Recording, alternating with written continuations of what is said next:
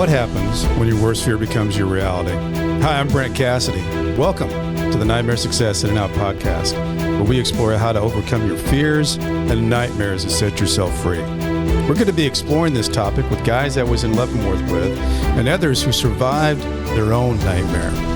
These stories can be inspiring, sometimes sad.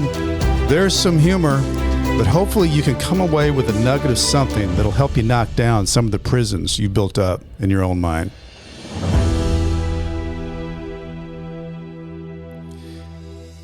All right, Nightmare Success In and Out listeners, we're back. And are you guys up for a interesting interview? All right, I got one. Aaron Duncan is with me today. His background, he had a real estate investment company. He went in for the fight of his life, eventually getting indicted, convicted mail fraud, money laundering as the battle went on. And the interesting thing about Aaron is we talk about what happens when your worst fear becomes your reality. How do you adapt? How do you survive? How do you overcome? And one of the main ingredients of this is how do you use your experience to help others? Well, Aaron does that. Aaron has a company that's called Elevate Media, and he's using his experience to help others when they're in a crisis. And he's an expert communications guy. He's into reputation management, works with celebrities, entertainers, people who are going through an indictment, all the things that go on in a crisis world. So it's a very interesting story. And Aaron and I had just been chatting here before we got started. I think this will be a story that has a lot of different angles to it. I think you'll enjoy it. Aaron Duncan, welcome. Thanks, Brent Cassidy. I appreciate the opportunity to be a part of this podcast. Obviously, I'm sure out of all the people you've interviewed, everybody said, "Oh, I'm such a huge fan." I genuinely mean that. I appreciate that. Your story's incredible. I've read your book. I've watched your podcast on YouTube. I listened to it, I believe, on Apple and some of the other platforms that you're on. So congratulations to you and your great success and where you're at today. It's interesting because some of the people you have interviewed in the past are actually friends of mine on social media, and I had no idea that they'd even done prison time. Yeah, small world stuff. Small world. Aaron, are you from St. Louis? Born and raised. Okay. So I'm born and raised. I've got two brothers. Yeah. I'm the oldest of three. My mom and dad are doing great. My dad just retired last year, and so we all live in St. Louis. We're a very tight-knit, close family. Very cool. So born and raised in St. Louis. You can answer the high school question that everybody asks in St. Louis, only in St. Louis. You could have gone to Harvard, but they want to know where you went to high school. Of course. Well, on my way here, I passed Lafayette, and I asked the person that was with me, I said, "That's where all the rich kids went, isn't it?" And he said, "Yeah, back in the day." And so I said, "Well, I wasn't one of those. We grew up middle class. I was born, kind of grew up earlier, went to grade school and then halfway through junior high in Ferguson. Yeah. Went to Ferguson Middle. Wow. And that's kind of where I learned a lot about the streets, street life. That's where I learned how to fight. Yeah. A lot of those kids growing up picking on the little white guy. That's where I learned, a lot of lessons. And my dad got a raise at he was working at McDonnell Douglas at the time, and so we transferred over to Florissant, which was not too far away. But so to answer your question, I finished out junior high at Cross Keys Middle School and graduated high school at McClure North. Yeah. I'm a North Star. North Star, proud of it. Cool. Did having that world that you were in, being in Florissant, Ferguson, did you play sports? What was your high school life like? I did. So my dad was he's one of those guys that he kept us involved in sports because he said, as long as you're playing sports, you're going to stay out of trouble. And plus, I think sports is a great equalizer. It is a great equalizer. If you're good, you play. Yeah. You're on a team. Yeah. Everybody's trying to win. Everybody's trying to win. It is. It's a great equalizer. So in high school, I had reached, I've got 4 more years in my mind is what I had thought. And so growing up from the age of 5 all the way up as a freshman in high school, everything was centered around baseball. My summers were baseball clinics, baseball camps, baseball this, baseball that. And so by the time I made it to my freshman year, I played varsity baseball. I played baseball, football, and I wrestled all 4 years, 3 sports.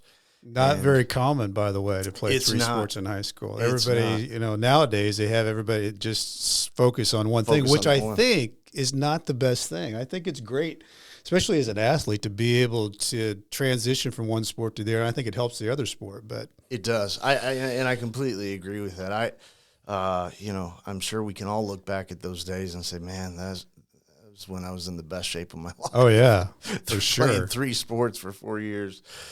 2 days playing football was no joke, but the hardest practice, of course, was wrestling. Then I was a senior in high school, and then came along the decisions of where to go to college. Dad was big on education, huge on education, and he told us that,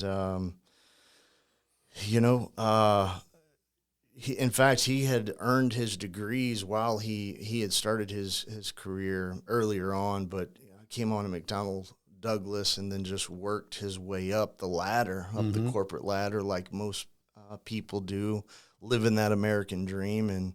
And so it took him 10 years, but he got his master's degree while he was coaching our little league teams and working full time and going to night school. And now I look at it and I'm thinking, man, I don't know that I would even have the time to do that. Yeah, how do you do all that? So how do you do all that? So kudos to my dad if he listens to this. We'll make him listen to this. Yeah, we'll definitely make him listen to it. So I had a couple of baseball scholarship offers. What did you play in baseball? My position was shortstop. Oh, the shortstop position. Yeah, shortstop, and you had to have a good glove for that. Had to have a good glove, good range. My bat was decent. Around my junior year, coaches wanted to see me pitch to strengthen my arm. And so I had several scouts looking at me over, my junior and senior year. And so I didn't know where I wanted to go. All I knew is that my senior year, I had to find a way to tell my dad, I'm done with baseball, which meant I'm done with school. And so that was a very difficult thing for me. It was probably one of the hardest things that I had done as a kid is tell my dad that I've decided not to pursue baseball and not go to college. And I think he disowned me. That was it. Yeah, I think he disowned me pretty much. He had 3 sons, and then there were 2. So, I got. Did you have something in your head though, Aaron, at that time? Like, if I'm not, the only reason I ask that is because when you're in that time period of your life, the natural progression is okay, I finished high school, I'm going to go to college. So was there something else that was rolling around in your mind? There was, and that's a great question. This is something you and I have not talked about. So I was dating a girl all through high school. She went to Pattonville. So here we are in St. Louis talking about high schools. People in Cayman Islands have no idea. No, they have no idea, and my friends out in the UK, they have no idea what that means. But anyway, so she was a Pattonville Pirate, and so we got married young.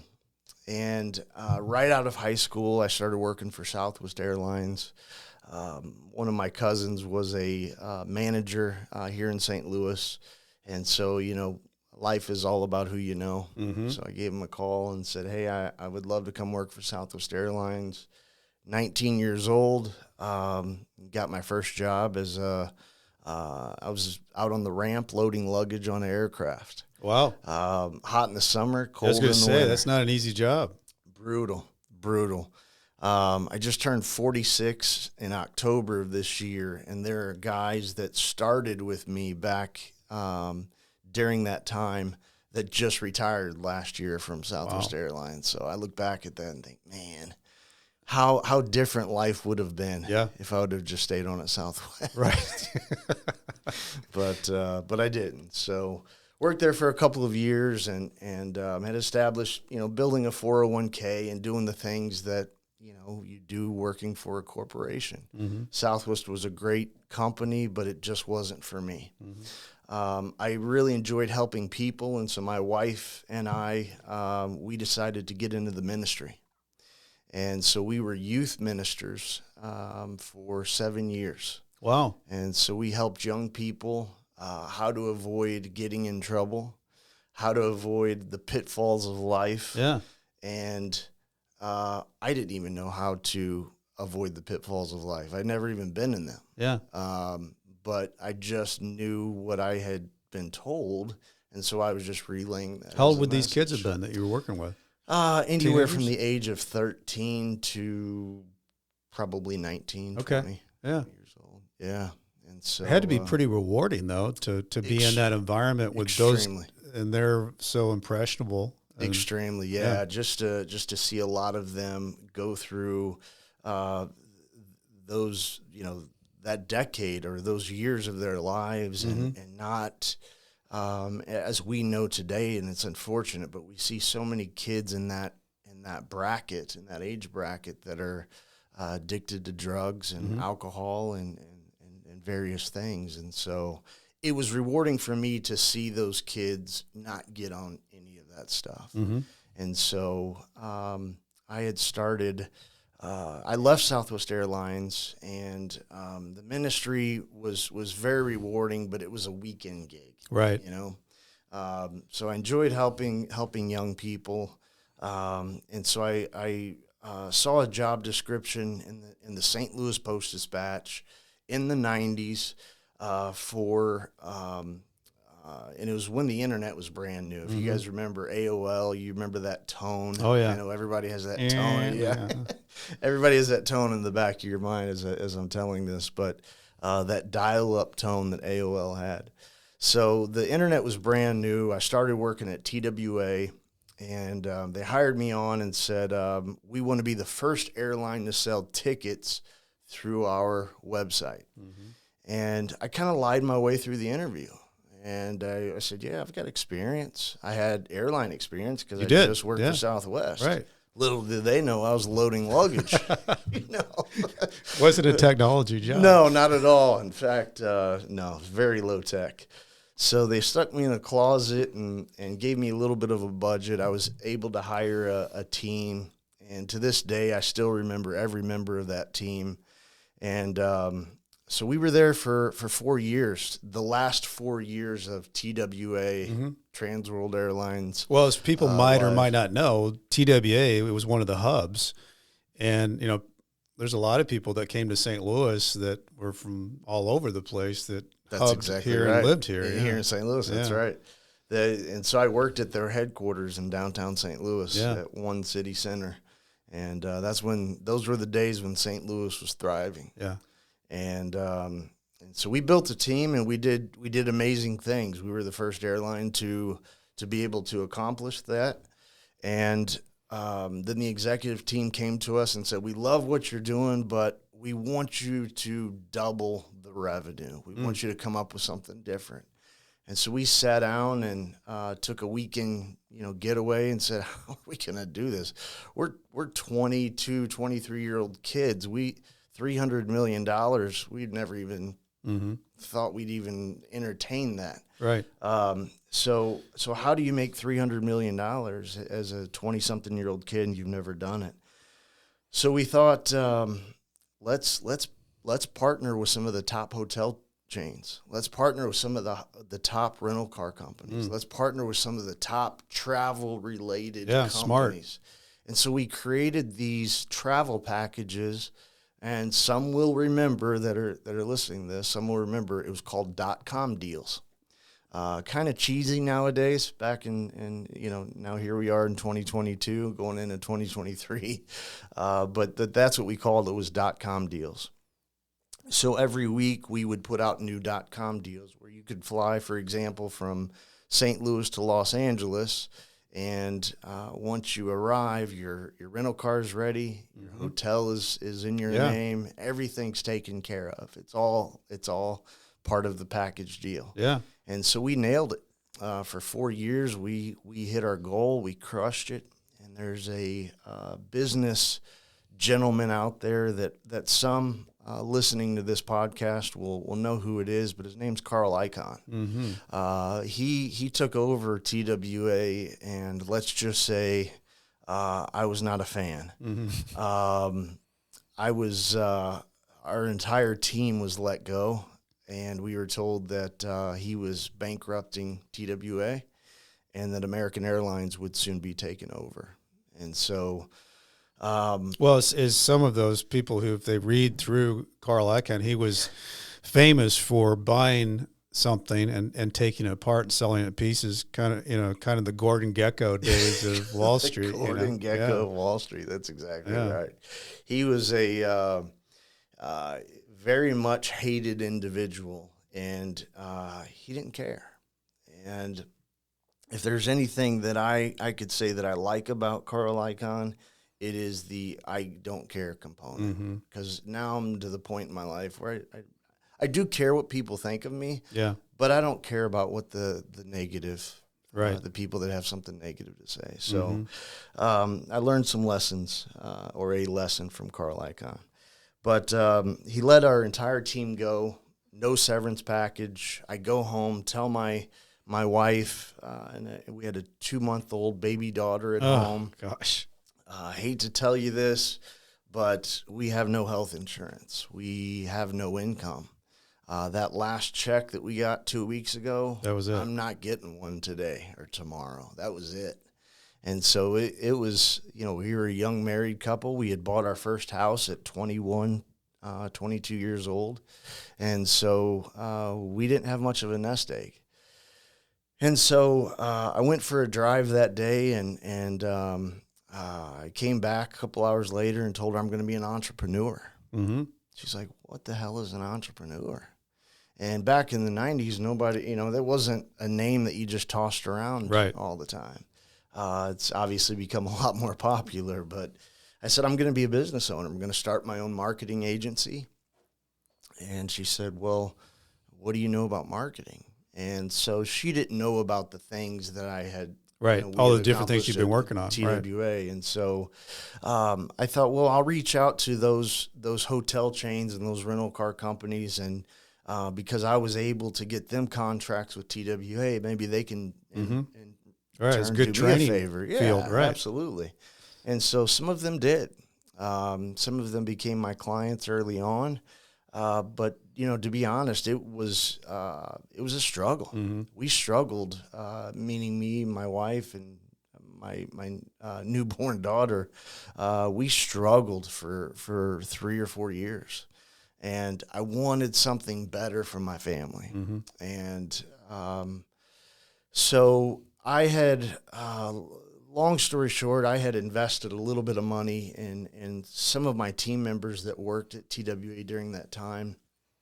I had invested a little bit of money in some no-name companies, and back in early 2000s, I got a phone call from one of them that said, hey, I just took our company public, and you guys could do the research or whatever, but Travelocity, Expedia, and those companies that now do the same thing that we did at TWA, exactly. Those companies are thriving and doing very well today. And now there's new ones popping up all over the place. So I got a little bit of seed money from those investments and put it into my marketing company. And just a few years later, I sold it. And then 2008 came. Mm-hmm. And I partnered with a childhood friend of mine. He was a real estate guru. I was a marketing guy. Right. It's a good combination. Yeah. So we thought we would create a parent company. He would handle the real estate, and I would handle the marketing. Mm-hmm. And over time, I found out that there was some embezzling going on. And I found out that he was the one embezzling money. And so, how'd you find that out? Like, what'd you run? Did you just run across something and it was like, oh, yeah, in fact, one of the red flags was he wanted to move a female from where he had just come from, which was, and I'll say this and people will know who it is, but I still won't mention his name, but he had come from Columbus, Ohio, and he hired a female, and he was married and had two, I think maybe 3 daughters at the time.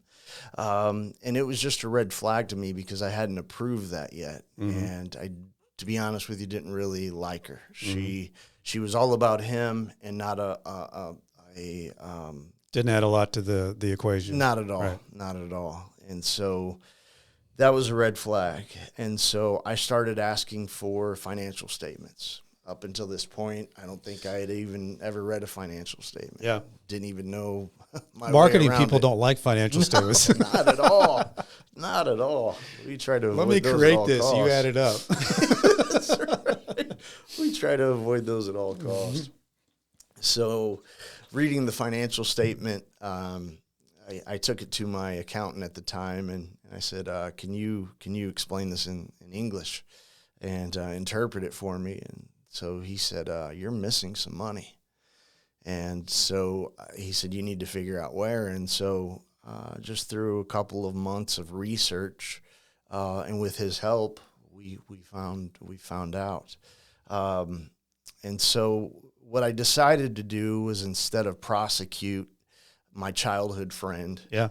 who was already going through some marital issues, and instead of suing him or any of that, I just thought I would take my company back Mm-hmm.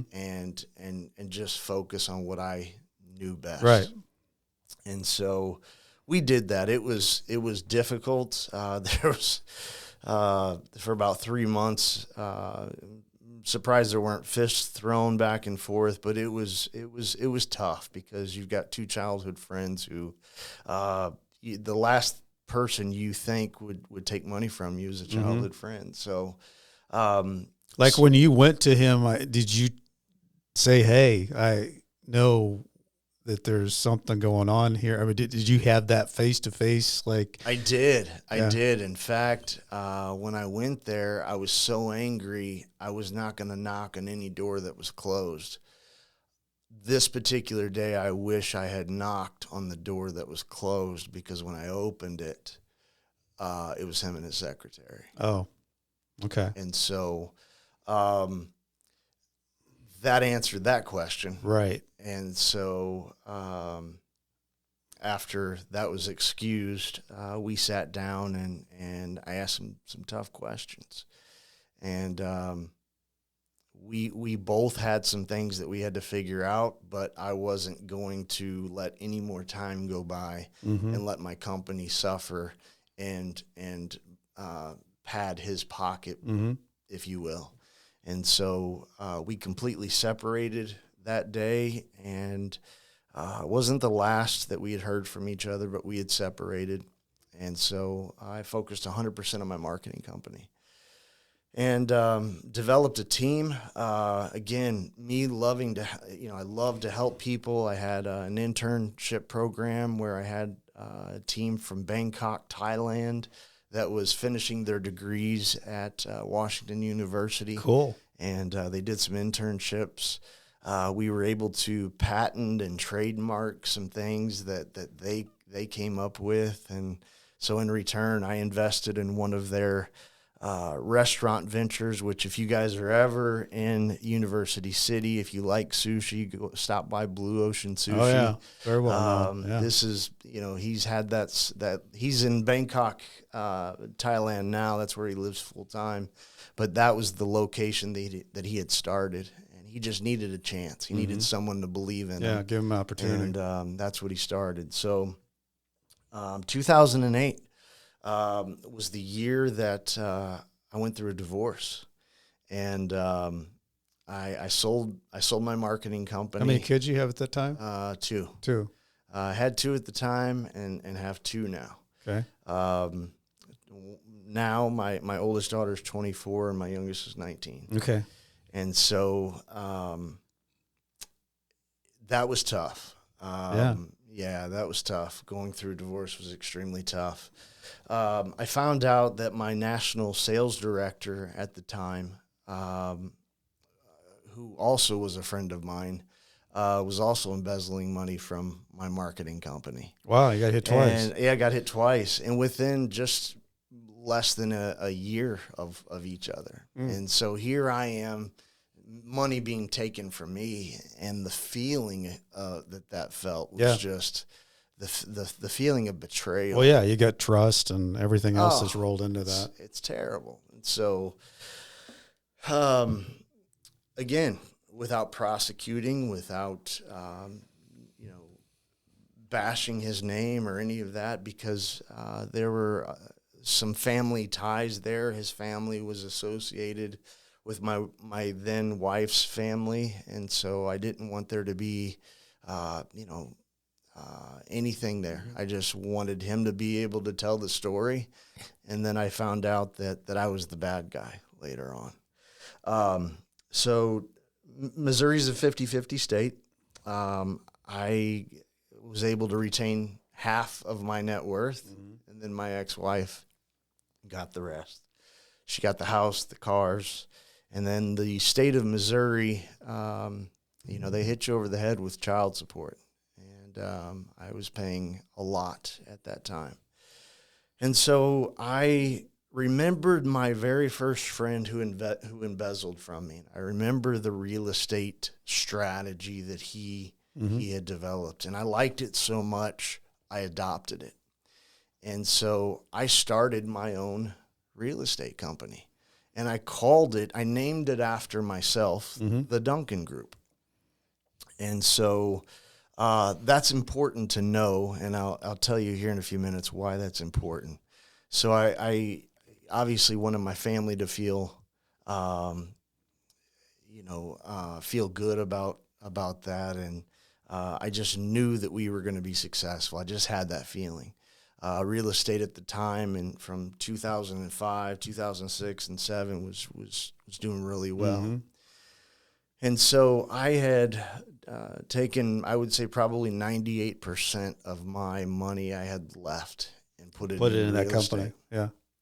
And I hired an assistant. I hired an executive team. I built the company up. And we had two law firms that we were outsourcing a lot of legal work to. And I saw how much we were spending on an annual basis. Which, law fees are not cheap, especially when you have two different firms that you're dealing with. So I thought, there's a friend of mine that I'm partying with on the weekend. We're going to clubs here in St. Louis, and we're partying together, and he's a licensed attorney, worked for a buddy of yours that you know well. And so I talked him into coming on board and being my in-house counsel. And so he did. And so we did not have, like Bernie Madoff, where you have this huge looking company and only have 3 people right working it. That wasn't us at all. We had built a very large company, and so we had subdivisions. I was not a real estate broker, but what we were doing is we were flipping properties, buying properties for cheap, putting some money in them, and then selling them. It made sense. We were doing that all day long. St. Louis, Dallas, Phoenix, all over. We had partnered with some other companies that had foreclosures. They needed to dump those. And so we wrote up contracts where we could take those properties, rehab them, sell them, and then they would get a piece of it. And the model just made sense. It was working out perfect. And so sounds like it grew pretty quickly. It did.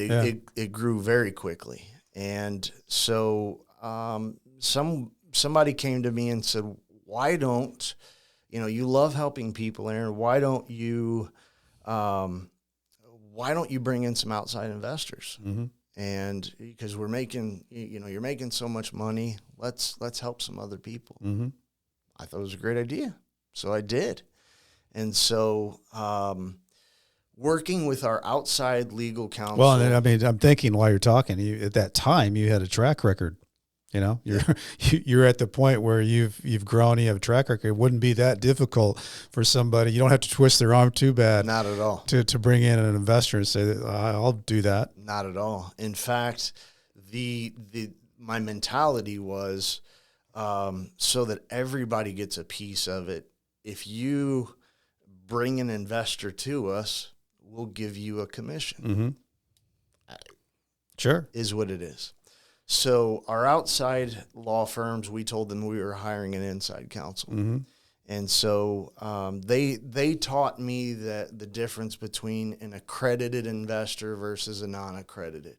And they told us, make sure that you know the difference. Make sure that whoever you bring on board is an accredited investor, not a non-accredited. Mm-hmm. And here's how you vet them. Here's how you go through that. And so there was a lot to learn. Mm-hmm. I was a marketing guy, but here I am learning real estate. Mm-hmm. And so my in-house counsel said he picked up on it. He knew about it. So much so that his mom invested in our company. And the deal was, when you invest with the Duncan Group, your name gets tied to the deed of those properties. All right. It's kind of collateralizing their investment. Correct. Yeah. There was some sloppy paperwork that happened, and some investors did not have that collateral. Yeah. They just had money invested in the company. Mm-hmm. And so our in-house attorney got paid a commission to bring his mom on board. And so 2008 happened, and the market, overnight just crashed. Mm-hmm. I literally say overnight because it's looking back at it, it seemed like a nightmare. Yeah. One day, well, it was a nightmare. And the next day I wake up and I go into work and everybody's like, what do we do? Mm-hmm. The properties that we had bought, let's, for an example, easy number's sake, we bought for $100,000, Mm-hmm. Are now worth 50. Right. Overnight. And we had promised those investors, you're gonna make something off of your investment. And so we had promissory notes.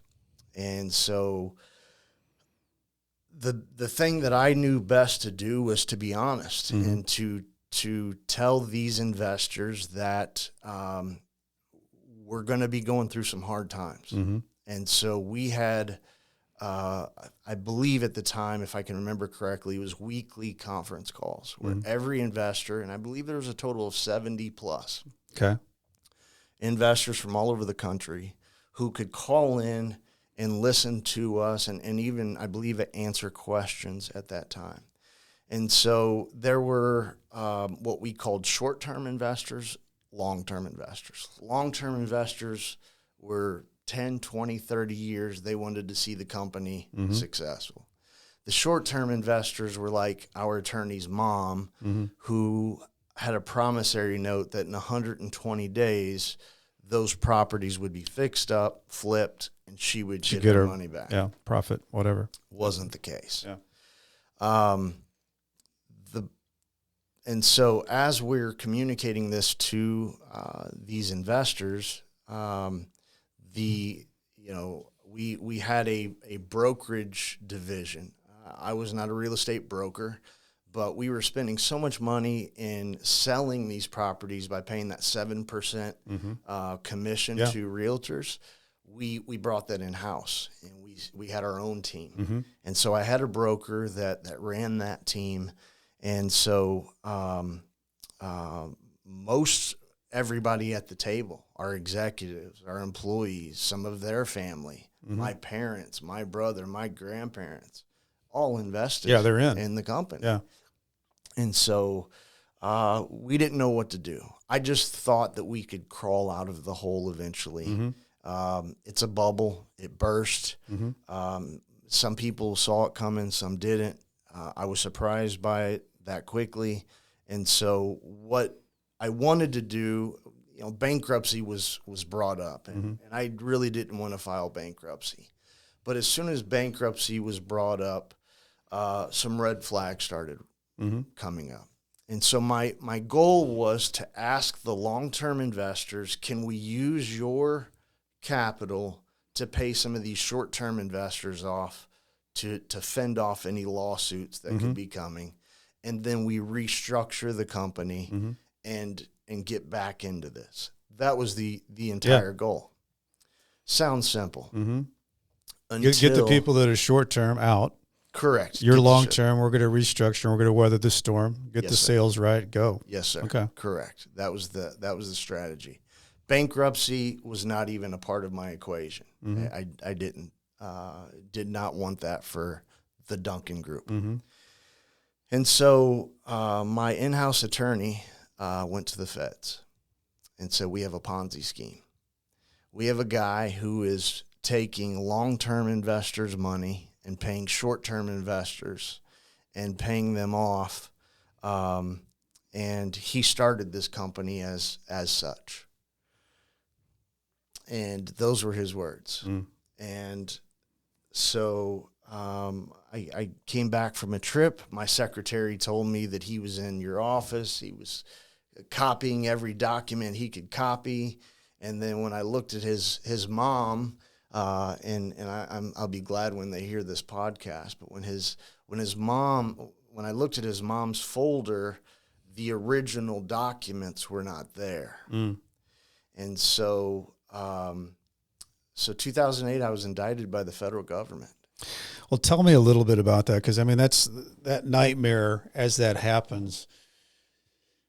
I mean, you got a little bit of a foreshadowing, because I think one of the things that's interesting about hearing a white-collar story is that when you're an entrepreneur and you're a business owner, the thing that you said that it caught my attention, because a business owner, if you're creating a company and you become part of that company, bankruptcy feels funny. Like that's like you giving up, you're quitting. Right. So I understand that. And the other thing is that I think that when you're running a company, you think you can fix it. Right. Okay, what do we need to do? What's the problem? Then what's our solution? Then how do we implement that? So I think for a lot of people listening, you think, okay, how do you keep the company alive? Right. And because I mean, at that time, I mean, everybody probably at a certain age remembers the Lehman Brothers went under. Everybody was going under. I mean, the whole world was going under. That's right. So it wasn't just a small. There was a gigantic billion-dollar companies that overnight evaporated, and a lot of people look back on that, and it was a time when everything flipped, and people had to figure out how to survive. Right. What do you do next? That's exactly right. Yeah. Wow. You brought back some memories when you talked about Lehman Brothers. And this was right around the time that Bernie Madoff had, that's when Ponzi scheme, the term Ponzi scheme was really big. Right.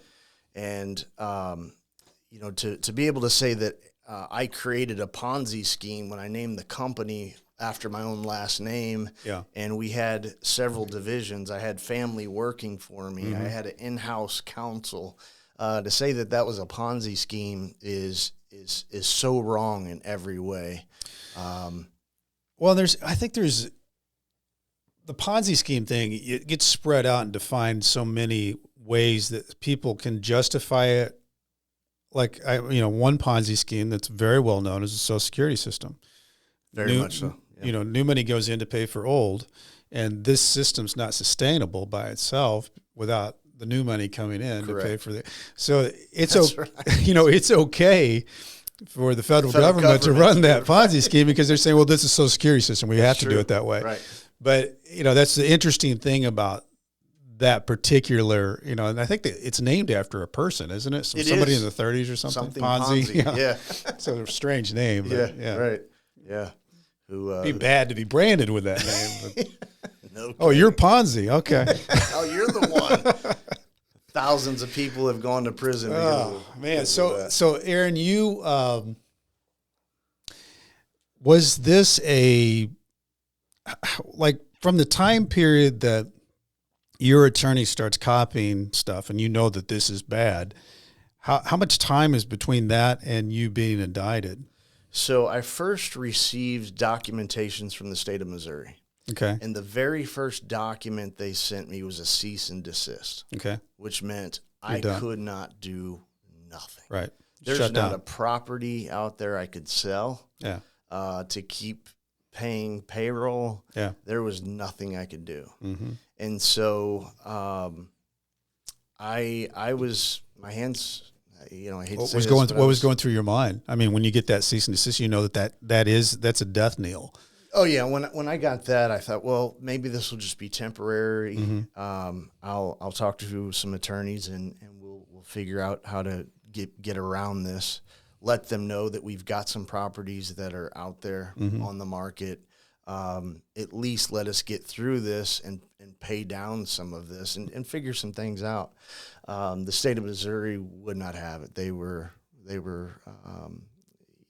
done. And the SEC. Once I heard the Securities Exchange Commission brought up, I was like, uh-oh. Mm-hmm.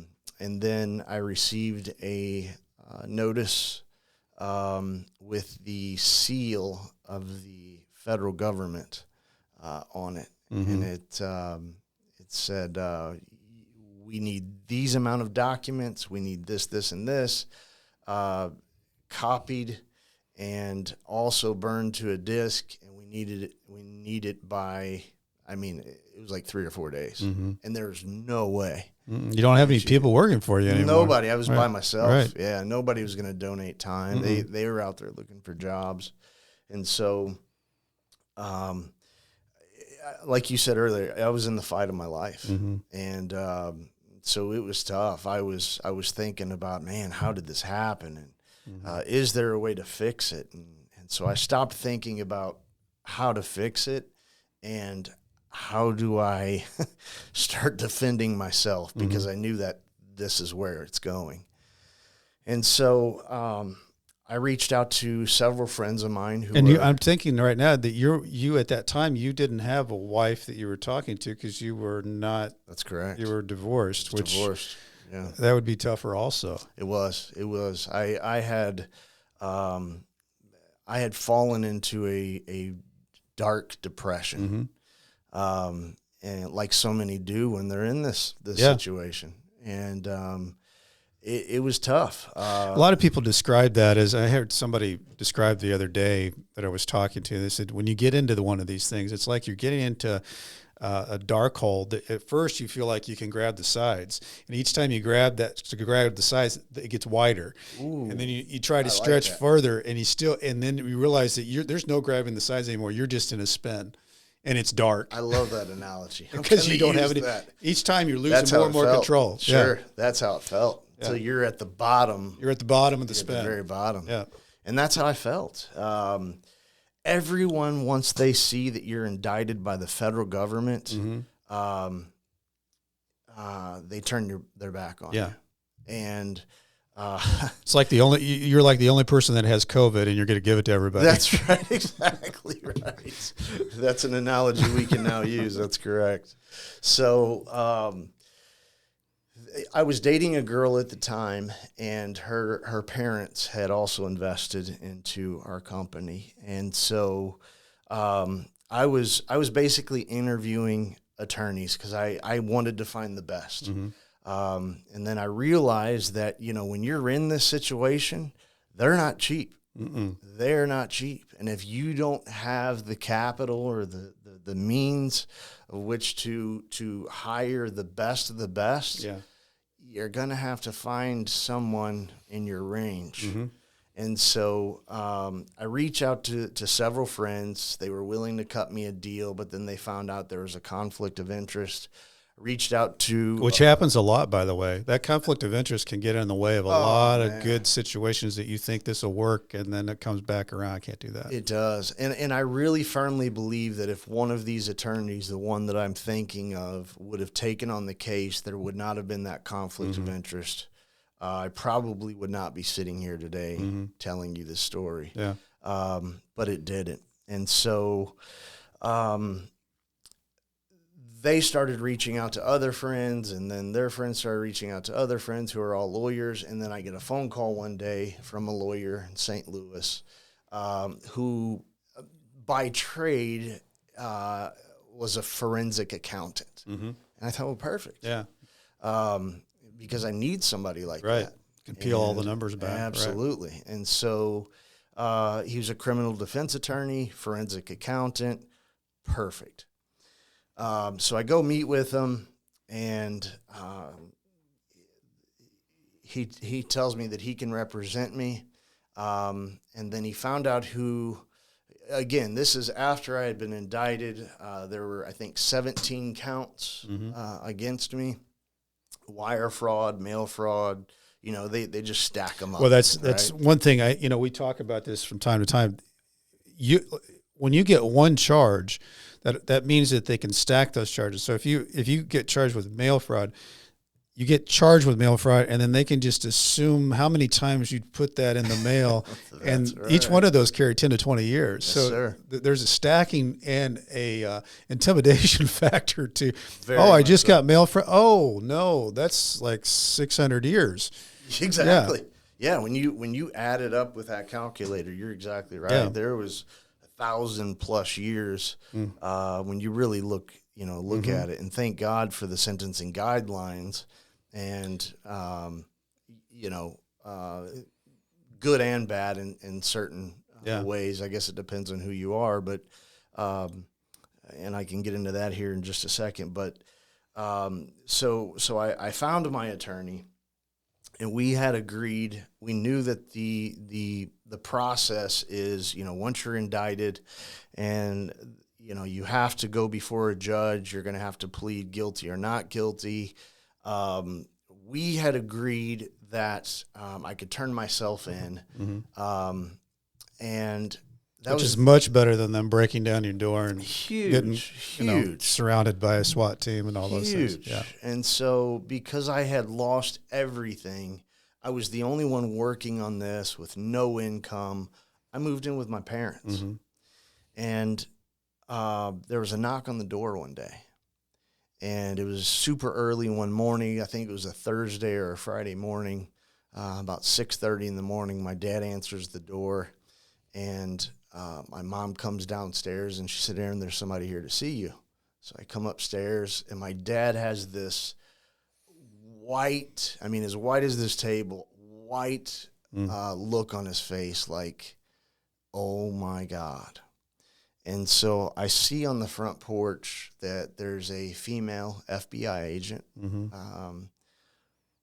bulletproof vest, weapons drawn. And I go to the door. She said, "Are you Aaron Duncan?" I said, "Yes, I am." She said, "Can you step outside? Do you know why we're here?" And I said, "No, I don't know why you're here." And she said, "Well, we're taking you in." And that was a shock because I thought we were supposed to. You thought you were doing the other thing, right? And so I step outside. They had surrounded my parents' home. I think there were, I've got it written down, but I think there were 9, 10, or 11 FBI agents.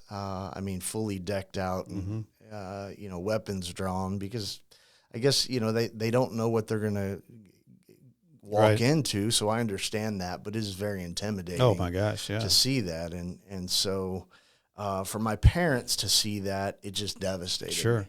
And so they handcuffed me, put me in the back of a car, take me down to the federal building, get put into a holding cell for 3 hours, and then they call me upstairs. I go before a magistrate judge, and he asked if I have representation. I said, "Yes, I do, Your Honor." And he said, "Well, I don't have that on my record. Who is it? And or is he here?" And I pointed at him, and I said, "Yeah, that's him." And so the judge asked him, he said, well, are you his attorney? And he said, well, he hasn't fully paid his retainer yet. Oh, man. And I was just stunned. I've got leg shackles, arm shackles, kind of in the chain gang, because they bring you up like 6 or 7 at a time. Mm-hmm. And so the judge basically called me a liar. He said, you just told me you had an attorney and you don't have an attorney. And it shows that you've defrauded 70-something people out of millions of dollars. He said, do you understand how serious that is? I said, yes, Your Honor. He said, and he asked another question, and I felt like he was asking about me stealing it. Mm-hmm. And I said, no, I didn't steal it. He didn't like my answer. So he said, I'll tell you what, I'm gonna put you in county jail with no bond, and you're gonna sit there until I get back from vacation.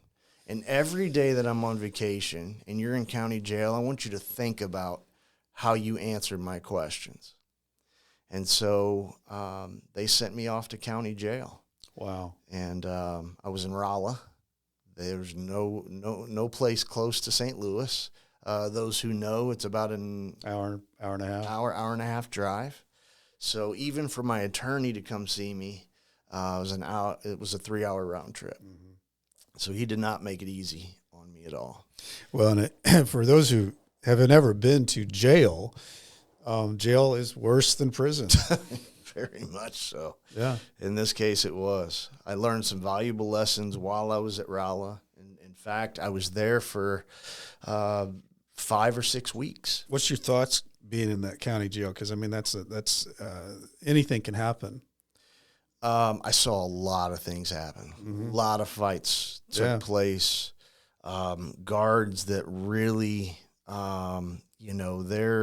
obviously county jail's set up much different than prison. And I just, you see this mirrored wall, mm-hmm. and then your cells are facing the mirrored wall. And on the other side of that mirrored wall, the COs, the correction officers, can see everything. Yeah, they're watching everything, doing. Right? But you can't see them. All you can see is yourself. Right.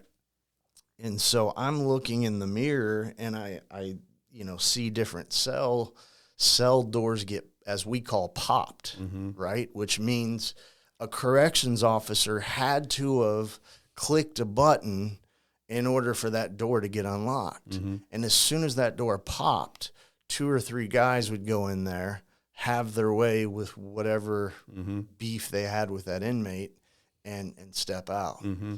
And so then they would close the door behind them. Nobody would know about it. And so I saw a lot of that in county jail. Mm-hmm. And out in Rolla, it's a lot different than St. Louis.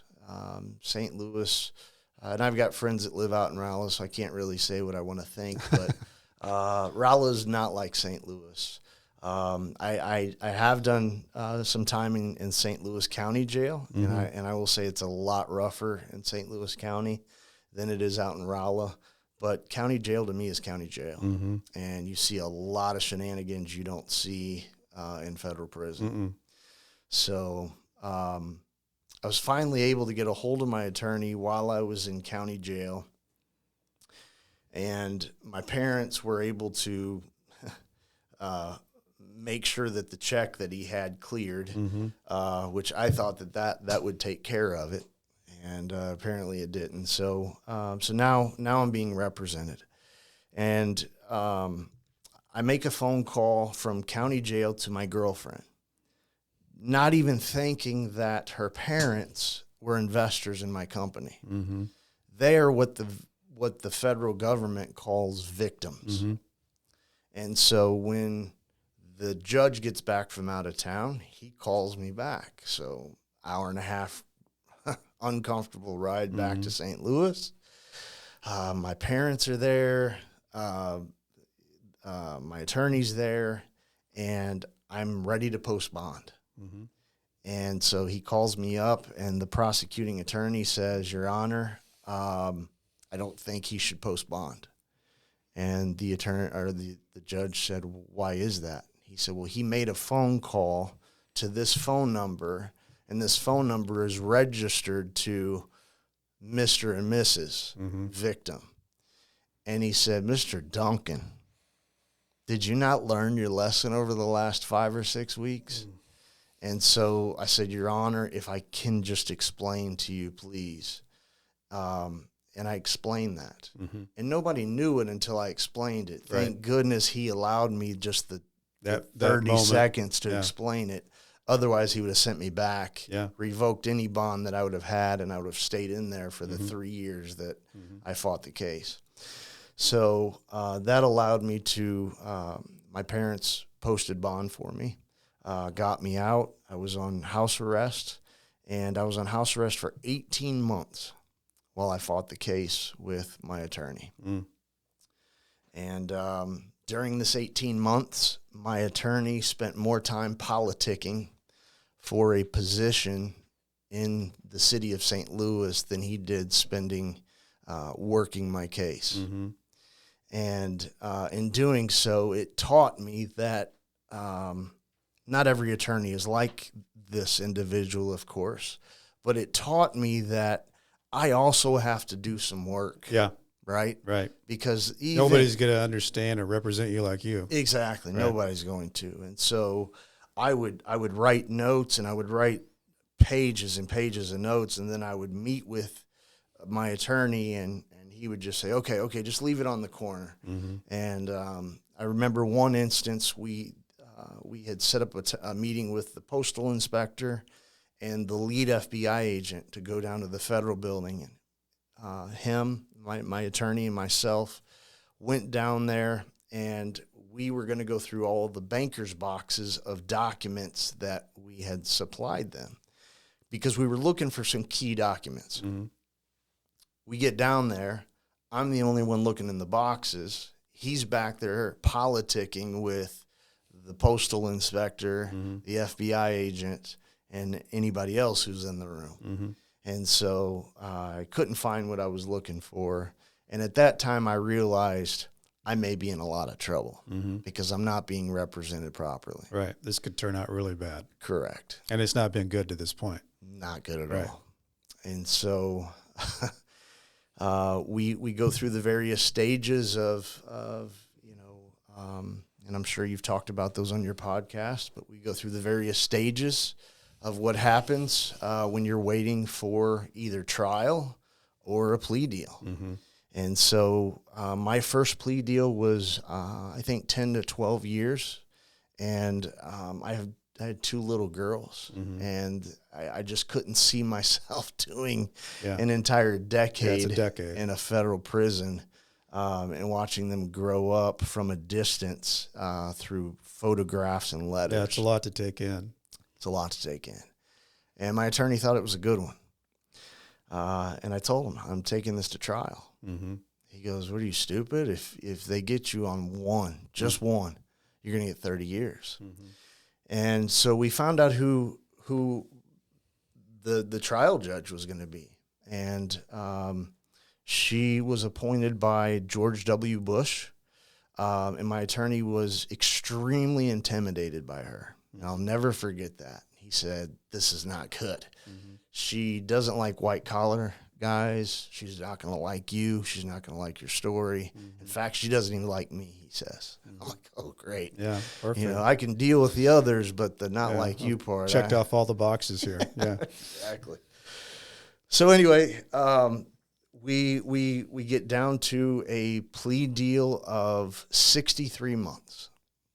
And about half of what you were. It's about half. Yeah. And so I think it through. I talked to my family, and that could have been the last plea deal or plea offer that they had given me before trial. So I took a gamble, and I went with it. And so, mind you, I'm on house arrest with an ankle monitor. I can only go to church and work for 18 months. And that in itself was difficult. I tried to get that as time served, and of course they won't do that. So, I agreed to the 63 months, And so we go before the judge, and it's completely up to the judge whether they can go above the guidelines or below the guidelines. And have you talked about the sentencing guidelines on? No, but it's interesting because, and the other thing I think is interesting is that people who've been on here before is that everything's in months. And so like, I remember one of the guys talking on here that was, I think it was like, what was it, 300 some odd months. And I thought, well, that doesn't sound that bad. Well, then you think, okay, 120 months is 10 years. 60 months is 5 years. You know, that's months, exactly right. You start thinking, well, I don't even know how to add that up in months. Like you learn to. Yeah, figure it out real fast when you're talking about how many years you're going to be in prison. That's right. That's right. I can't remember what year the federal government adopted the federal sentencing guidelines, but basically what it did was it allowed judges to not give extreme sentences to people that maybe necessarily didn't deserve it. Right. So while they're going through your pre-trial, they're looking at your history. Mm-hmm. What type of history? Are you a convicted? Well, you actually have a pre-sentencing report. You have a pre-sentencing report. So they actually interview you with someone who's in the government. And there's a long report that's made of your life, and that serves as what do we think of him? That's right. Yeah, and that follows you. Mm-hmm. That follows you even through the federal prison system. Oh yeah, no, it lands right on the case manager's desk. Yes, sir. In prison. It does, and they make a decision how they feel about you. That's right. Yeah. So every stop is a new judge, mm-hmm. someone, who may not be an actual judge, but they're judging you based upon that pre-sentence report. Mm-hmm. And so they go by points. If you're the head of the enterprise, it's so many points. And I don't have one in front of me, but encourage people to look it up. If you're going through something like this, if you're going through a federal indictment, look at the pre-sentencing guidelines. Mm-hmm. And look at that point system, because it'll show you kind of the range of how many months. Yeah, because they can decide your culpability within the group of people. That's correct. That he's the most culpable, but he's the least culpable. So that also is points. Yeah. That's right. Yeah, that's right. So day of reckoning, day of sentencing. My attorney, I'll never forget this. We're getting ready to go upstairs. To hear my fate, mm-hmm. even though we knew it was 63 months with 3 years probation, which is pretty typical in the federal system. And so my parents, asked if I was ready, and of course my attorney made a snark comment. I hope you guys haven't drank the Kool-Aid too, which basically meant I hope you haven't believed his story throughout this whole process. Your attorney says this. Oh, yeah. Wow. Oh, yeah. I'll never forget that. And so he told me exactly what to say when I stood before the judge mm-hmm. to apologize. Mm-hmm. And that's what you want to do. You want to apologize. Mm-hmm. Listen, I'm sorry this happened. Right.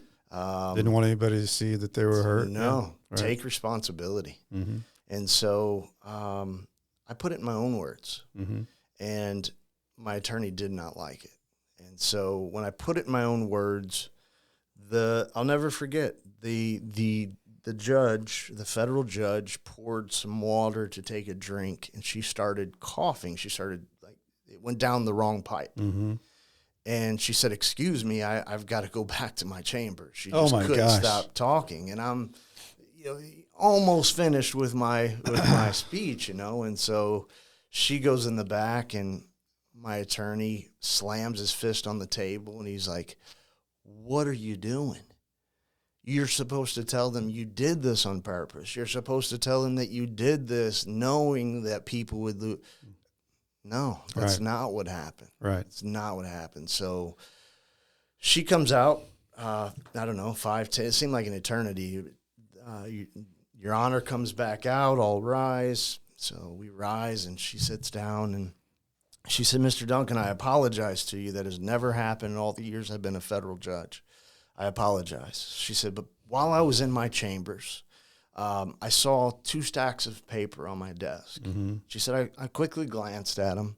One of them is a stack like this, and I'm showing Brent, and it's probably about 4 inches thick. And she says, in this hand, I've got letters from people pouring in from all over the country saying that you're a man of character, you've helped them, you've helped their kids, you've helped their families.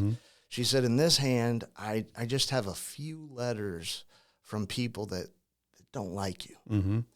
She said, based upon the fact that, she said, I hate the fact that you accepted the plea deal, but you had to do what you had to do. I don't believe you did this on purpose. She said, but what I'm going to do is, because you did a 63-month plea deal, I'm not going to go above it, not going to go below it. I'm just going to give you 63 months. She said, but this stack of letters that I have, and I still have those today, because they give you these, and the bad ones. And so I know the people that talked bad about me, but the letter with the stack of letters, she said, these people will talk highly about you, and they know you better than I do. And so with that being said, 63 months, gavel on the table, my attorney walks out. And he was mad. I don't know what kind of an agreement he had with the prosecution, or why I was supposed to say what I was supposed to say, but I didn't say it. Right. And so they let you go home if you're on bond and they have your passport and you're not a flight risk. They let you go home with family, and it takes about 30 days. You get a letter in the mail, Which is weird. And it says, Mr. Duncan, such and such, this is the Bureau of Prisons. You have been appointed to, and where I was appointed to was Springfield, Missouri. Which is really weird, because I used to ride my bike, because I grew up in Springfield, moved to St. Louis when I was 14. So we would ride across town, because I lived on the east side, and we would ride our bikes, and that was kind of like the scary place. I dare you to ride your bike up to that front door. But it is kind of a scary place, because it's a hospital.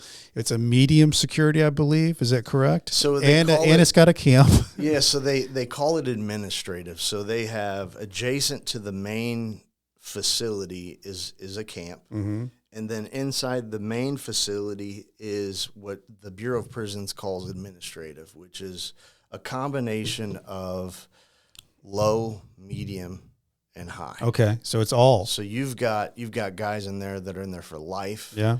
For whatever reason. You've got there are people in there from Honduras who are drug smugglers. You meet all kinds of characters in federal prison.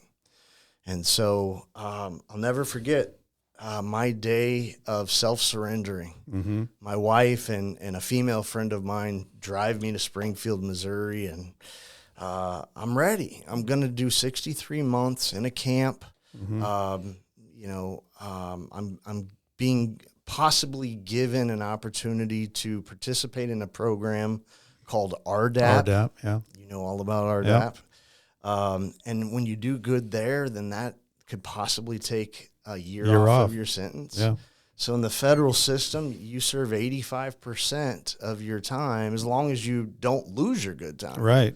And where I was at was not easy to keep good time. Not because I'm a bad person, but because there are people always trying. Sure, you got to be on guard. Yeah. Did you think you were going to the camp? Because I remember that there was kind of legend in the federal system, the Springfield camp, because what legend was at Leavenworth is that there was only like 25 people there, and it was like in a smaller like house, and it was totally different than like where I was living. We had a fence and barbed wire and the whole thing, and it was real prison. But then when the guys would come from there and they said, well, it's not, but you thought you were going there I did. to that. Yes. In fact, which you should have been, by the way. Yeah, which, I mean, based upon those Yes. federal sentencing Well, guidelines, you right? fit right into that. Yeah, I was camp eligible, Yeah. and so I get there, and they're, guards, and it's in the main facility, not at the camp. It's Right. the main facility. And I tell them, hey, I'm Aaron Duncan. I'm here for the camp. Yeah. And I had called a couple of weeks before to see what I could bring with me. And they said, oh, where are you going? I said, well, the camp at Springfield. And they're like, okay, you can wear a brand new pair of white tennis shoes as long as they're all white, and you can carry in your Bible. I said, okay, perfect. So I get there and I tell them, okay, I'm going to the camp. And they're looking at their roster, and they're like, what's your name again? How do you spell it? One person checks it. They look in the computer system. Mr. Duncan, we're sorry, but you are not on the list to go to the camp. That's a hot sweat right there. That is not good. I didn't know what it meant. I'm like, well, I tell you why that's so weird. I voluntarily surrendered at Leavenworth. They process everybody in the big ugly building that looks like Shawshank, and that's for a lot of different reasons. They prisonize you, but also scare the crap out of you. And your first thought is when they put you in that cell for a while, hours click by, is, I wonder if they know that I'm not the one that's supposed to be in this prison. And then you think, well, who would I tell? Who would I talk to? What rights do I have? I'm just surrendered myself into this building. So you actually had that happen, though. I did, exactly. I mean, my nightmare became your real nightmare. It happened. In fact, they dress you out, as you know. They prisonize you. And they tell my mom and my friend, wait, because we're going to bring his clothes out so you can take those with you. He's not going to need those for the next No, he won't be needing those in here. So they strip me out. They put me in an orange jumpsuit, and they said, where you're going, you're not going to need this Bible. You can't take it in anyway. Because I later found out you can carve. That's what they do in the movies. Yeah, it's exactly what they do. And so they took my Bible, my jeans, everything out, except for my white pair of tennis shoes. Okay.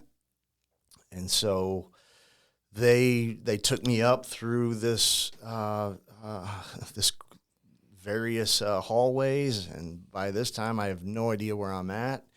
And just within a blink of an eye, I am at the front door, or gate, if you will, of one of the loudest 18-man cells I've ever heard. And I did time in county. Sure. Mean, these guys it's a jungle. And so they open the door. I'm in a white jumpsuit with some fresh white sneakers on. I've got my bedroll and all that stuff. And they say, okay, bed 18. And bed 18 was a top bunk.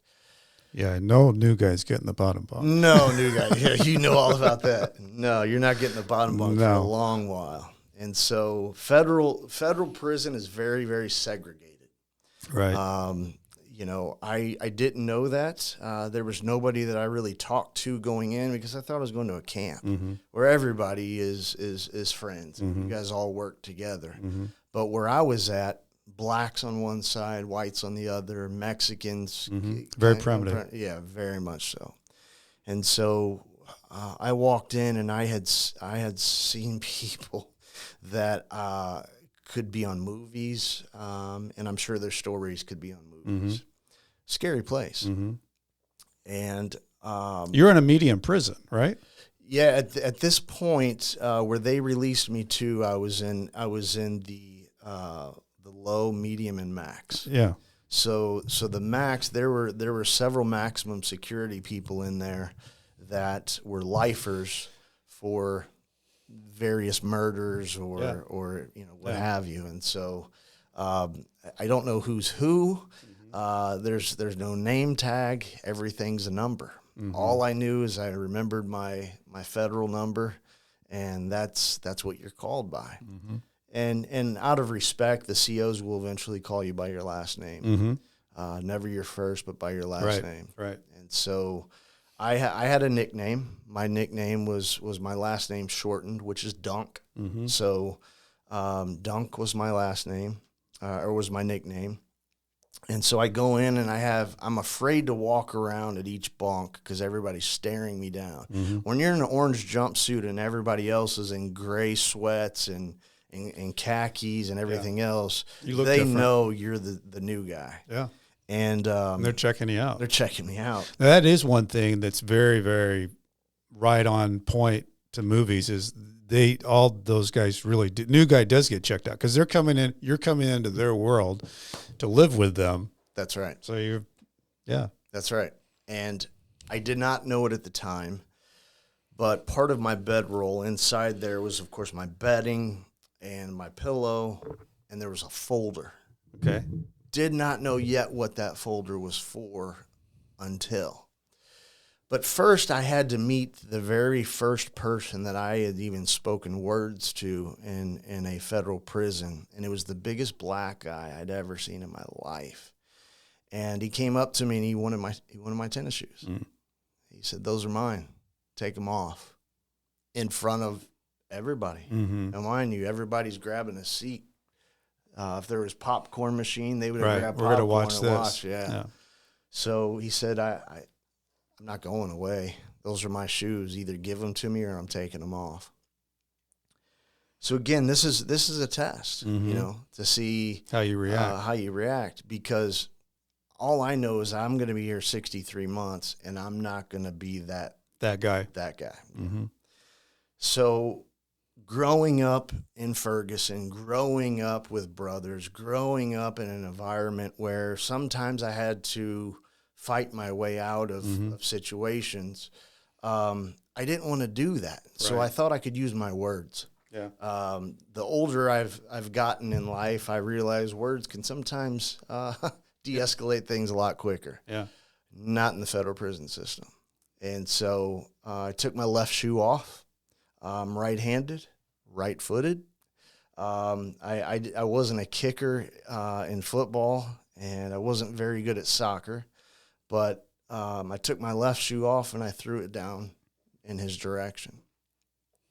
And as soon as he bent down to pick up that left shoe, as hard as I could, I kicked him with my right shoe. Mm-hmm. And I knocked him backwards, split his head open. His forehead was bleeding everywhere. And everybody's eyes were wide open. Their jaws were hitting the ground like, oh, my God, this little white guy just did that. Yeah. And I didn't knock him out. I should have finished it off if I could have, but I thought maybe he'll just leave me alone because I just kicked him as hard as I could. If I was 2 years into my sentence, I would have known better. Mm-hmm. I didn't know better. He got up, and it was the worst butt kicking, if I'm allowed to say that on your podcast. You can say whatever you want on here. It was the we're worst licensed under explicit, so you can say whatever you want. ass kicking Yeah. I had ever received in my life. And there were no guards. It was, like I said, I believe around 18 people, 16, Yeah. him 17, myself 18. So we were the only ones that seen it. Yeah. And Crazy thing about that is prison, there really aren't a lot of, they call them COs, but there's not a lot of guards. no, You there's know, not. they come around to do the count, but as far as, Once an hour. yeah, but as far as you see them, I mean, not really. No, not at all. They came around, did the count, and that's when they realized the new guy is in.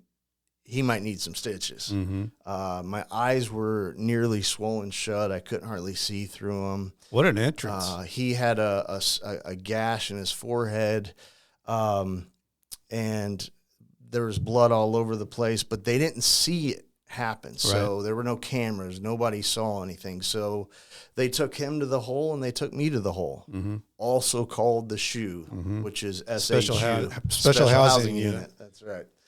And so I'm stealing the water that I gave you. please. I won't say this brand. I but gave Aaron a bottle of water, and now I'm going to drink his water. by all means, go ahead. So they take us to the SHU, to the hole, And there are no clocks. The windows are so tiny you can't tell if it's dark or daytime. You just it's a mental. I think the incredible thing about this story is this is your first. My first encounter, Yeah. first Your day, first I mean, day, your there. first few hours. Yeah. And it was all because of some tennis shoes. Right. And so I about 3 or 4 days later, a nurse comes by and she checks and she's like, "You doing okay?" I said, "Yes, ma'am, I'm fine." And she, I had to get 3 or 4 stitches in my left eye and a couple stitches in one of my cheeks, and the swelling started to go down over time. And all I could do was just sit there and think. I didn't have a writing utensil. They wouldn't give me paper. And every day they wheeled past, or at least to my door, and the corrections officer said, "Listen, if you tell us that all he had to do, or all he did was try to steal your shoes, we'll let you out of here. Or at least give you a book to read, a writing utensil, and something to write on." I said, "Nope." Now, I didn't know how long I was in there until afterwards. 90 days, I'm going to tell you, Wow. seems like an eternity. Wow. That is a long It time. is a long time. Yeah. People come out looking different after 90 days. Oh, yeah. I was skin and bone. Yeah. I was not the same person. And they let you, in there 23 hours, and you're let out for rec time and or shower time, which 45 minutes to an hour, depends on what kind of mood they're in. You get to pick or choose. And there were days I would much rather go outside and get some fresh air than take a shower. Sure. And then other days I'd rather take a shower than go outside. So had to pick and choose. And so I didn't know anything about the other guy. Didn't know him. Didn't know his name. Didn't even know if he was still in the hole. I find out later, 90 days. Let's fast forward 90 days. 3 months. 3 months. They let us out, and they put us both back into the same cell, 18 people. There's some fresh faces in there. Yeah. There's some new guys. But there's some other guys that said, "Hey, man, come here. I've got some shoes for you. I've got some Trying to help you out. commissary, Yeah. some soup, some different things to give you." I earned some respect. And although he and I eyed each other over the next 3 years, I saw him out on the yard many times. In the chow hall, one side is whites. All whites sit on one side, all blacks on the other. That's just how the federal system is. And there were many, many times we would just look at each other. And I didn't know it until later, but he had also served 90 days in the hole. And they were doing the same thing to him they were doing to me. All you have to do We'll let you out. is say that he kicked you in the forehead, and we'll let you out. So the reason why 90 days is because that's the maximum amount of time that you can stay in the hole. Otherwise, I mean, I'm telling you, you start seeing things. Sure. After around the 30th day. So it was a nightmare. That is a nightmare. It was a nightmare. And that was your entry into prison, which is unbelievable. That was my entry. Yeah. And mind you, all I can think about is that phone call to home. Yeah. My parents Did tell they me. even know? No. They're like, as soon as you get in and get settled, give us a Give call. us a call. Right. They're thinking a couple days. It was 90 days, and I'm sitting there worried about them. What do they think? Sure. They think I'm in a camp. They don't even know. They don't even know that you're in the big house. that I had just got out of the shoe after spending 90 days. So when you got past all that, how did you handle your time? So I worked out a lot. Yeah. I worked out a lot. I surrounded myself with, in federal prison, if you're not affiliated with a gang, you become affiliated, or you surround yourself with what's called a car. Right? Right. And so I found 3 or 4 people you hang out with. Yeah, that's right. And so I found my car. And thankfully, being in Springfield, Missouri, there were probably about 20 of us in one car, which is pretty unusual because, like you said, most cars are pretty There's like small. 3 or 4 people. But there were a lot of us. And so we worked out together. We played sports together. And on our compound, there were aluminum bats, wood bats. We played flag football. Yeah. We played just about every sport. A lot of handball, of course. Handball is a prison handball sport. is a prison sport. Yeah, absolutely. That's one sport. If you don't know how to play, you have to learn how to play handball. Yeah. Because they'll size you up by your handball game. So I played a lot of sports. I worked out, and when you get to federal prison, so when you get to federal prison, you get a job. Yeah.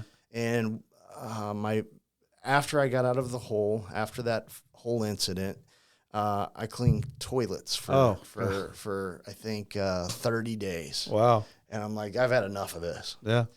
So I went down to my the lady who handles all your paperwork. Yeah. You're the case manager. Yeah, thank you. The case manager. She hated me. Mm-hmm. She said, "You're going to be cleaning toilets for the next 63 months if it's up to me." Mm-hmm.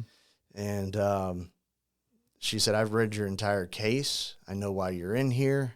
You get into a fight your first day." Yeah. And, she said, but there was nothing they could do because there was no evidence. Nobody told, right? And so here we are 15 years later. I can tell this story, not worry about, attacking on charges or whatever. But so I went to another case manager, and it was a gentleman who really liked me. And he said, "You know what? We have a law library clerk position open. Mm-hmm. You typically have to be here 20 years to get that job." He said, "But I'm going to give it to you." So he gave it to me. Wow. And so I worked in the law library. I helped a lot of people with their cases. And I think that's what really drew me to what I'm doing now. That is so cool, though. So you started helping guys because you started reading and knowing and getting really probably more familiar with what was going on than the attorneys that put you there. That's correct. So, and the other thing that's interesting about that, prison's an odd place, but you gain respect in different ways. You do. And by you being that guy, you created your own avenue of your own respect, which in prison, kind of that's the fuel that everything runs on. It is. If you don't have respect in prison, you have a hard road to hoe. I can't even imagine. And I've seen those guys. Yeah. You're right. Yeah. And they've done 5, 10, 15, 20 years. Hard years. I can't imagine. Yeah. And I want to go back to, so when you were finally able to get a hold of your parents after 3 months, I mean, they had to have been, I don't even know. I mean, you finally were able to make a phone call. Yeah. I can't even imagine what they would have been thinking on there other than the line. They dropped you off, thought you were at the camp. You're in gladiator school, and you're making a phone call 90 days later. Right. 90 days later. I'm very careful about what I tell on the phone. Yeah, because everything's recorded. Everything's recorded. Yeah. And so I just basically told them the phone systems have been down and some other BS stuff that, just so they wouldn't be too afraid. So not to have them worry more than what you would have normally. Exactly. Yeah. Right. So Aaron, tell me this. So I know things kind of get strange once you get in for a while. Did you do the RDAP program? I did do the RDAP program. Okay. So that's a whole society to itself in prison, which is, it is. But it does give you a year off, and that's one of the only programs in the whole federal system that'll actually give you a time off like that. Absolutely. And I think there's some good things to it. I think it depends on who runs it, and who the Agreed. people are that are doing it. But Agreed. I think the intent is to try to reduce recidivism and do rational thinking and all those things, which is probably a good thing. Correct. If it's done and implemented right. Right. Yeah. Yeah, I did it. It's a 9-month program, and it's intense. It is intense. You live there. Yeah. You pretty much are in that environment for 9 years, but it's worth the year off. Yeah. I was able to build an amazing relationship with the RDAP. I call them COs, but to me they weren't COs. They were they were people, Mm-hmm. right, on the streets, right? Like they were Right. like you and I. They were genuine people who cared, Yeah. and they showed that. Mm-hmm. And so, you know, if I could, you know, with their permission, I wish I could say their names, but they, to this very day, are amazing. I would love to go back to Springfield and talk to an RDAP Mm-hmm. You should. group. I would love to. Yeah. Um, Well, I was going to ask you, like, when you started, because you had kind of established yourself into that library, when you started getting 5-6 months to the door, knowing that you're going to get out, I know a lot of things go through your mind. You know, like, what am I going to do? How am I going to live as the next convict? You know, you know, how will I, who's going to hire me? What am I going to, how do I get back into society and still make a difference? What's going through your mind? First thing that was going through my mind is, you know, how do you overcome the fact that people are just going to judge you? Mm-hmm. And even walking through the grocery store, you feel like people you don't even know are just looking at you. Yeah. Like you've got it written on your forehead. Yeah, it's tattooed on your forehead. I'm a you know, Yeah. convicted felon, Mm-hmm. which is not the case. And so I quickly overcame that. The institution I came from, because of the type of security levels that were there, I would find myself sitting with my door or with my back to the wall and not the door, Mm-hmm. and certain things. But so I developed it's a 4-phase process basically Okay. for anybody that's going through what we've been through, and it's called the Road to Redemption. Okay. And number 1 is publicly acknowledge your wrongdoing, Okay. which is typically what you do when you sit down with your family. You give your speech to the judge, so the whole court can hear you. Right. So you're not saying, I mean, if you really did something wrong, Yeah. be honest. Right. Tell them, hey, I apologize. I'm sorry. So publicly acknowledge your wrongdoing. Number 2, pay the price. Yeah. Restitution Yeah. is a price. Yeah. Federal time Is a price. Yeah. There are many prices that go along with that. And number 3 is vanish. And for me, vanishing was 63 months away, which Yeah. gave people time to forget about who I was, Mm-hmm.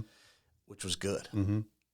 And so the 4th and final one, which is one of the most important ones, is come back with a new focus. Love it. So instead Love of that, Aaron Aaron. Duncan coming back and selling real estate and getting back into the market to prove myself, it's come back with a new focus. And that's what I think you've done as well. And Well, I think what it does too is when you find that new focus, it gives you a new passion to burn from. And you know, in reading your backstory, Aaron, you're helping so many people, and whatever that is, it's kind of one of those intangible things. But knowing that you're helping those people, that gives you fuel to move forward using your experience. I mean, you have a unique experience to share. sure, And you have knowledge that you wouldn't have had that's correct. except for the fact that you went into this whole thing. So that you sit down and you talk to somebody who's scared to death, either their company's folding or they're indicted and they're convicted and they know they're going to prison. You can help that through so many different layers to talk somebody off the ledge. That's exactly right. Yeah. And I do that on a regular basis, and it's my passion. Yeah. It's what I enjoy doing. I think it's very cool. I appreciate that. I really do. It's in fact, a lot of those people I would love to just send your way, and so your listeners can hear their stories. Yeah. But just talk about incredible stories. But you know, I love helping people. Yeah. Well, And- in your story is that all the way through. So you have repositioned yourself now with all those things that you stepped through, which I can't imagine. I mean, the fact that you actually went to somewhere to a medium, maximum, low place when you thought you were going to camp. That whole readjustment and realignment was, I mean, how you got through that is just fascinating, because that's every guy's nightmare if they're thinking they're going somewhere else. Definitely. Yeah. Definitely. Yeah. I've got to say this. When I got out, obviously you go to a federal halfway house. Yeah. And in St. Louis, it's not in the best part of town. No, it's in the place where everybody shoots each other, and Yes. there's prostitutes and there's drugs, and it's all happening right outside the door. It is it's in a tough part of St. Louis. And so I remember one day I was waiting on the bus at the bus stop. I was wearing a suit because I was a busboy at a restaurant. You know, the halfway house gets you ready to get back into society. So I'm wearing a suit. I'm waiting for the bus so I can take the bus to my job, which is at a restaurant, as a busboy. And so this one particular time, I'll never forget. There's about 6 or 7 guys come up to me and they say, "That tie you're wearing, it doesn't belong in this neighborhood. Take it off." Mm-hmm.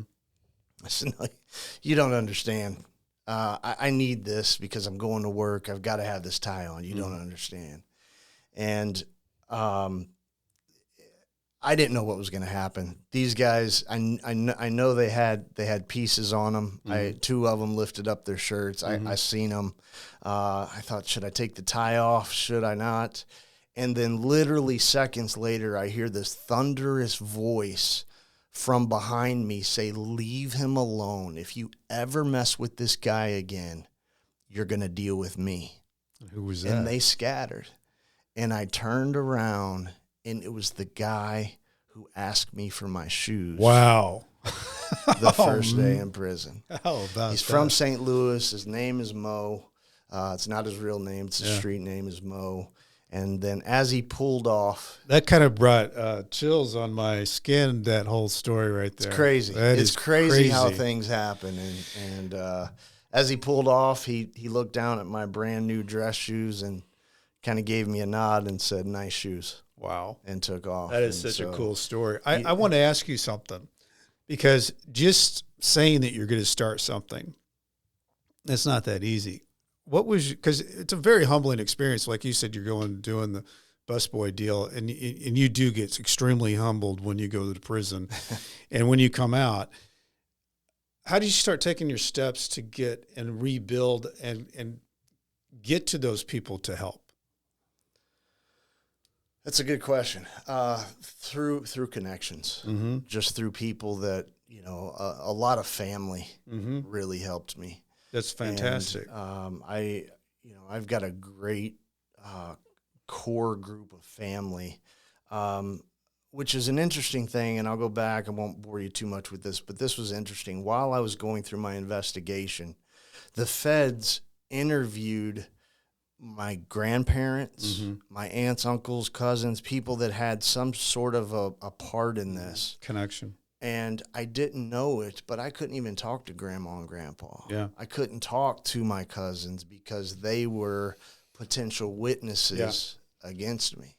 And so that was hard. But throughout that entire ordeal, our entire family stayed strong. Yeah. And to this day, my family knows the truth. Yeah. They know what happened, and so through And the those family, connections, the thing about that is too, is that when a person goes to prison, the family goes to prison because they have to figure out how to deal with it. they do. The fact that your family stayed together and you're still that core unit says a lot about all of you and how you survived, because there's a difference. You survived that, they survived that, and it makes you stronger. It does. It does. What doesn't kill you makes you stronger. That's what they right? say. Well, let me ask you this, Eric, because I always ask everybody this, is that going through everything you've gone through, because you've gone through a hell of a lot, what do you think's your biggest takeaway after walking through all this mess and now being in a position to be doing what you're doing? Earlier on when I said I started out as a youth minister because I loved helping young people, I didn't have the experiences. I didn't have the lessons. I didn't have the stories of what's really happened to Aaron Duncan. I could only tell other people's stories. Right. Now I have a catalog of my own stories. You get your own foundation of stories. Yeah. And I'm able to share that to the people that I'm able to help, and getting ready to launch a brand new brand called Built for Battle.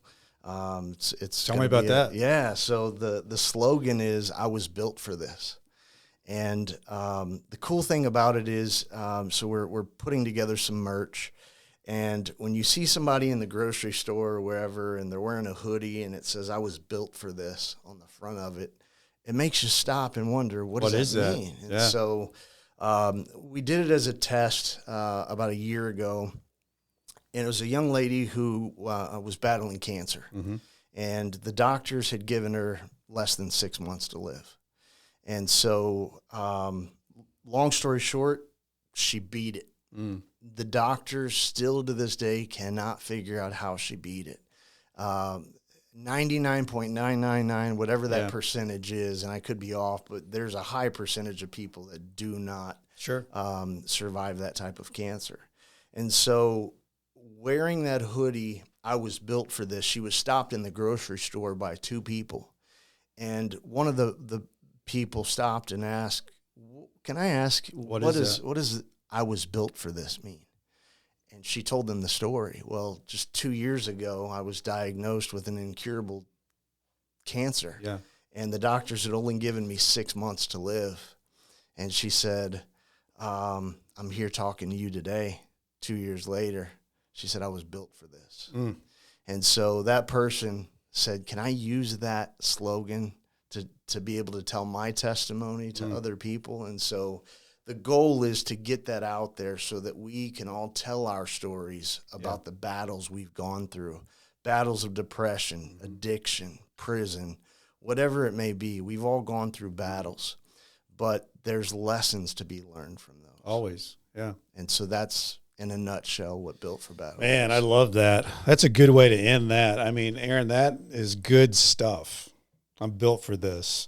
I love that. Thank you. I appreciate that. Good stuff. And you're doing good stuff, man. Just keep doing it. For those out there, we talked about the book. I wrote a book, Nightmare Success, Loyalty, Betrayal, Life Behind Bars, Adapting, Finally Breaking Free, a memoir. Definitely do the reviews. I'm loving these reviews on Apple. For those you're using your phone, it's just the little 3 dots. It drops down. Follow the show, too. It gives you that option to follow the show. Follow the show. Share it. You want to leave me a message on BrentCassidy.com. Love that. I just want to share with you the guys that are starting next week, the guys behind the walls that we're talking about. I just got in I'm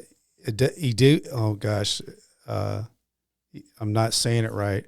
It's the company that we're in 200 prisons, jails across the country. To listen for you guys that are behind the walls, it's the Discovery section. Type in Nightmare Success In and Out, and you'll start seeing the episodes. I'm really excited about that. There's some good stuff in here, and I'm going to be excited to hear the feedback. For everybody, when I used to be on my computer typing emails back and forth, as I would say, stay strong, and I'll do the same. Aaron Duncan, thank you for today. I appreciate it. I appreciate it, and I'm glad to be able to call you a friend. It's nice to finally right back at you, Aaron. Yeah, you're doing great things, man. Not only in the same city, but I appreciate you. You've reached a lot of lives, and you've touched a lot of lives. So I appreciate that. You're doing the same. Thank you. Nightmare Success In and Out. See you guys.